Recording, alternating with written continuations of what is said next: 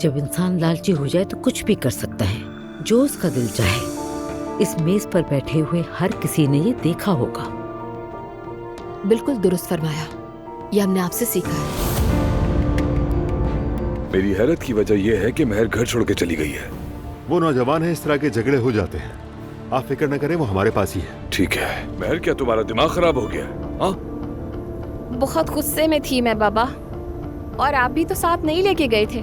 इतनी सख्ती से पेश आए मेरे साथ। छोटी बच्ची नहीं हूँ मैं। तुम मेरी नाफरमानी नहीं कर सकती, बर्दाश्त नहीं करूंगा मैं हरगिज़ नहीं चाहता मेरी बेटी इधर उधर बेकार फिरती रहे। क्या साबित करना चाहती हैं आप ये करके? क्या लगता है आप बड़ी बन गई हैं? तुमने मेरे खिलाफ जंग करने का खुद ही फैसला किया है, लेकिन तुम्हें मेरे तजर्बे तक पहुंचने के लिए बहुत वक्त चाहिए।